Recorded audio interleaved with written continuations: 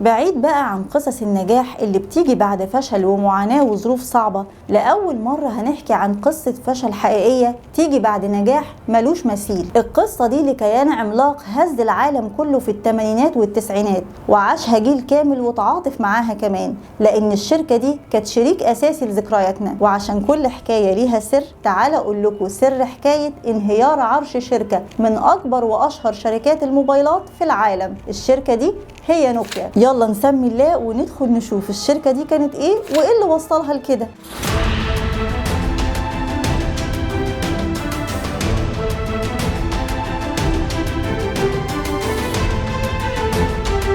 شركة نوكيا كانت مسيطرة على سوق الموبايلات لفترة طويلة، والكل كان شايف ان المستقبل ليها هي وبس، لكن اللي شايفينه دلوقتي ملوش اي علاقة بالتوقعات. نوكيا ما تتقارنش حتى بشركة صينية لسه مبتدئة. ايه السر ورا انهيار شركة بحجم نوكيا واللي تعتبر اول شركة تقدم للعالم تليفونات محمولة؟ هل كان في مؤامرة حقيقية على الشركة من المنافسين ليها جوه السوق، ولا المشكلة كانت في نوكيا نفسها؟ نسمع الحكاية ونحكم في الاخر. نوكيا شركة فنلندية واسمها راجع لمدينة نوكيا الموجودة في فنلندا. اتأسست على ايد فريدريك إيدستمان وليو ميشلان سنة 1865. واللي ناس كتير ما تعرفوش وانا منكم ان نوكيا نشاطها الاساسي صناعة الورق والخشب. بعد شوية إيدستمان وليو ميشلان اتحالفوا مع شركات تانية بتشتغل في صناعة المطاط والاسلاك الكهربية، وتوسعت نوكيا ودخلت في صناعة العجلات ومنتجات تانية كتير. لكن بعد انتهاء الحرب العالمية التانية بدأت نوكيا تدخل مجال الالكترونيات والاتصالات، وواحدة وفي سنة 1970 بدأت الشركة تنتج معدات وأجهزة راديو، ودخلت في مشروعات مع جيش فنلندا عشان توفر المعدات. وطبعا ده زود من مبيعاتها وخلاها تتوسع كمان، وشوية ولقيناها بتنتج تلفزيونات. وفضل الحال كده لحد نص الثمانينات لما نوكيا عملت ثورة في سياستها بعد ما استحوذت على شركة موبيرا المتخصصة في صناعة الموبايلات، وأنتجت تليفون محمول سميته سيناتور. التليفون ده كان وزنه 10 كيلو وما كانش بيستخدمه غير الشخصيات المهمة. وفي سنة 1987 ظهرت موديلات تانية زي سيتي مان، وبرضه كان ليها سوقها والناس بتحبها وتشتريها. ومع أواخر الثمانينات انتشرت تليفونات نوكيا في كل مكان واكتسحت العالم كله. عشان كده بتعتبر الفترة دي من أزهى عصور نوكيا، حتى مع وجود منافس قوي زي شركة موتورولا اللي كانت مسيطرة على السوق الأمريكي، لكن تفضل نوكيا نمبر 1. وفي بداية التسعينات نوكيا انتجت تليفون سميته 1011، وده كان أول تليفون يشتغل بنظام الجي اس ام. طب ايه هو النظام ده؟ أصلا هو اختصار لكلمة جلوبال سيستم فور موبايل. النظام ده بيوفر خاصية إظهار الطالب وتحويل المكالمات أو خاصية الانتظار، وكمان بيبعت رسائل نصية. بس في نوكيا ما كانش بيبعت تكست مسج،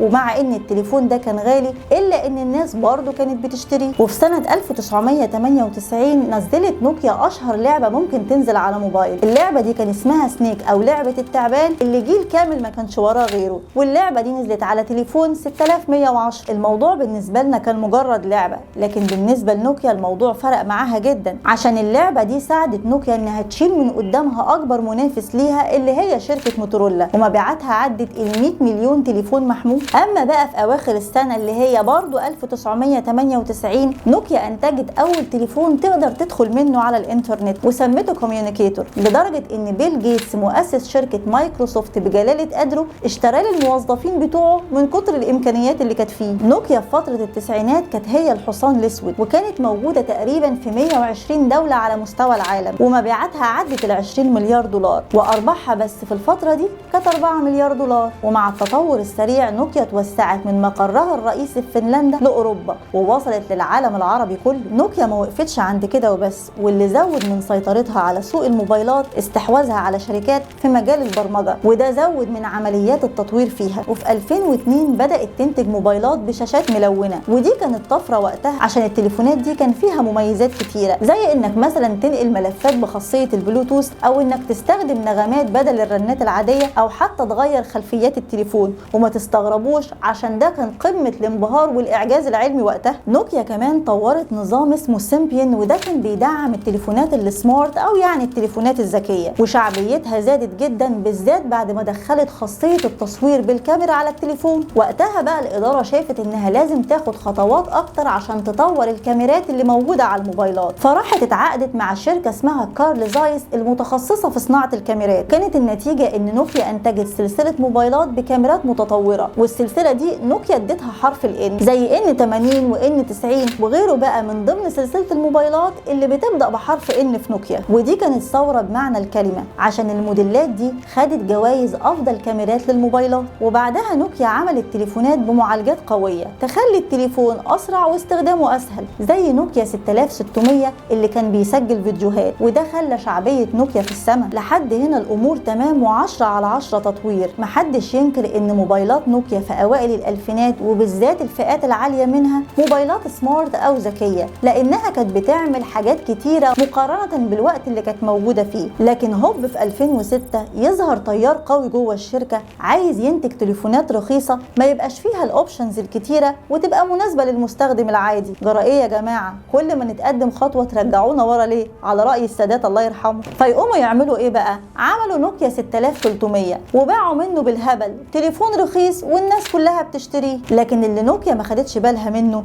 انه التليفون ده زود مبيعاتها، لكن كان له اثر سلبي كبير بعد كده، انه خلى الشركة ما تركزش على التليفونات الذكية عشان تبقى جاهزة للمنافسة اللي هتقابلها بعد كده. وما عداش سنة على انتاج التليفون ده الا وتحصل المفاجأة في 2007 وتظهر اول ابداعات شركة ابل ويظهر اول ايفون. And we are calling it iPhone. It's 5 years ahead of anything on any other phone.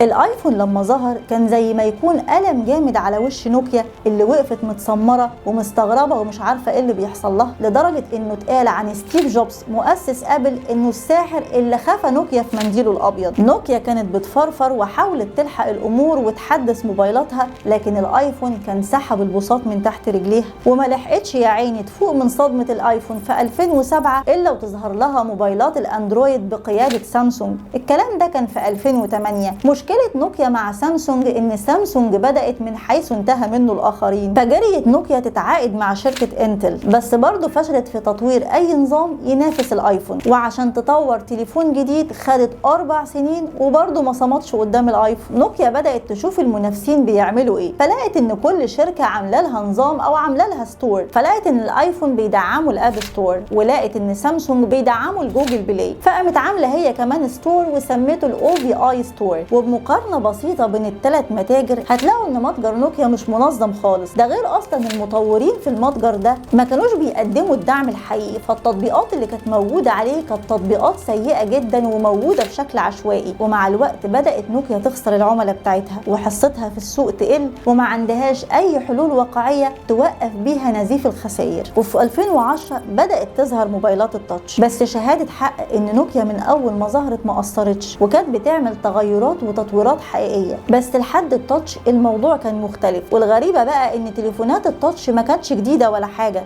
ونوكيا اصلا كانت بتخطط انها تنتجها، لدرجه انها اعلنت في 2003 عن موديل 7700 وما ظهرش، وفي 2004 اعلنت عن موديل 7710 وبرضه ما ظهرش، وده خلاها تفقد مصداقيتها مع الناس. لحد هنا نوكيا غلب حمارها وما كانش قدامها اي حل غير انها تغير المدير التنفيذي للشركه. الكلام ده كان في 2010، لكن ده ما غيرش اي حاجه من الحاله اللي كانت وصلت لها، واستمرت في الانهيار لحد ما خسارتها عدت $1 مليار في 2011. وهنا بقى نجاوب على السؤال اللي سالناه اول الحلقه، هل كان في مؤامره حقيقيه على نوكيا ولا المشكله كانت في نوكيا نفسها؟ في ناس هتقول لو كل شركة ظهر لها منافس في السوق اختفت مش هيبقى في شركات أصلا، وظهور منافسين في أي مجال أمر طبيعي وممكن يكون سبب وحافز للتغيير والتطوير. عشان كده في أسباب تانية ورا إن نوكيا تفقد هيمنتها على السوق غير ظهور منافسين. أولها التخبط الداخلي اللي كان جوه الشركة واللي حكاه مسؤولين سابقين، كلهم أجمعوا إن الشركة كانت منشقة على نفسها وبتعاني من تكتلات وأحزاب، وكل حزب همه مصلحته الشخصية مش مصلحة الشركة خالص، فكانت القرارات بتاخد وقت طويل عقبال ما تعدي على سلسلة من المسؤولين والمديرين، زي اختيار الشريحة المناسبة للتليفون اللي نازل تاخد سنة عقبال ما الشركة تاخد قرار، وعقبال ما يختاروا الشريحة تبقى قدمت ومن جيل عفى عليه الزمن. ده حتى في 2010 لما نوكيا انتجت N8 عشان ترد بيه على منافسيها كان كويس جدا وقتها، اتقال عنه انه كان متأخر سنين وكان عملاء كتير راحوا لشركات تانية منافسة. واكبر مثال على التخبط جوه نوكيا التيار القوي اللي كان كان عايز ينتج تليفونات رخيصة، بس لحد هنا الانقسامات مقدور عليها ومحدش حاسس بيها. لكن لما يظهر الايفون يبقى الشركة كلها لازم تتحد عشان يواجهوا البعبع اللي ظهر لهم من تحت الارض. بس اللي حصل عكس كده خالص،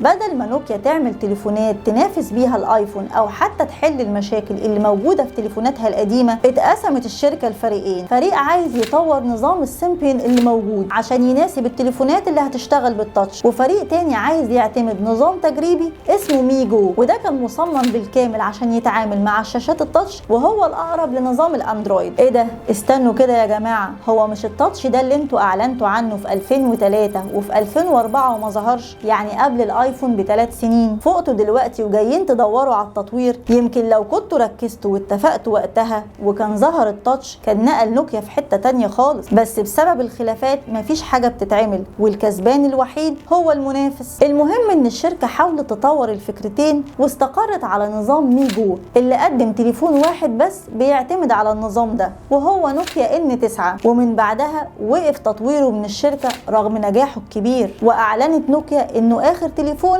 هيشتغل بالنظام ده، وده خلى ناس كتير ما تشتريهوش اصلا. بالذمة في شركة تطلع تقول كده؟ هتقولوا لي يعني هو ما فيش منافسين لنوكيا غير ابل وسامسونج؟ هقول لكم ان ما تنسوش شركة بلاك بيري الكندية اللي برضو نوكيا ما صمدتش قصادها. طيب هنفترض ان نوكيا ما قدرتش تواكب التليفونات السمارت اللي ظهرت، لكن تفشل كمان في منافسة التليفونات الرخيصة اللي كانت بدأت تظهر بقوة من شركات زي هواوي وون بلس واتش تي سي اللي كانت مسيطرة على السوق الصيني. نوكيا بالظبط عاملة زي اللي دخل في غيبوبة، ولما فاقت ما قدرتش تحقق اي حاجة لان السهم بتاعها كان وصل لأقل من 4 دولار. نوكيا ما فشلتش بسبب امور مادية او اجراءات تعسفية منعت ظهورها، ولا حتى حرب قامت في البلد اللي هي فيها. نوكيا فشلت بسبب غياب الرؤية الاستراتيجية، وده خلاها ما تواكبش الجديد وقضى على قصة النجاح المبهرة. وعشان كده الشركات المنافسة اتعلمت الدرس كويس وبقت تخصص ميزانيات كبيرة لعملية التطوير. وفي النهاية اتباعت نوكيا لشركة مايكروسوفت في 25 ابريل في 2014، والمدير التنفيذي بكى جدا بعد ما قال احنا ما عملناش حاجة غلط، لكن بطريقة ما خسرنا. بس هتفضل نوكيا بتصميمها البسيط هي المدخل الاول والاساسي لعالم الموبايلات، والدليل على ده ان كتير مننا لسه محتفظ بتليفون نوكيا اللي ما فيهوش الامكانيات الجبارة اللي موجودة في التليفونات اللي احنا ماسكينها النهاردة. وفي النهاية عايزة اقول ان مفيش ضمان على الاستمرارية الا التطوير، حتى لو كنت في اعلى نقطة في هرم النجاح، وان اعتمادنا على نجاحات امبارح مش كفاية ابدا لنجاحات النهاردة، وان الخلافات بين اي مجموعة هتخليها فريسة سهلة وسط المنافسين. وبكده خلصت حلقتنا، استنونا في حلقة جديدة وسر جديد من سر الحكاية.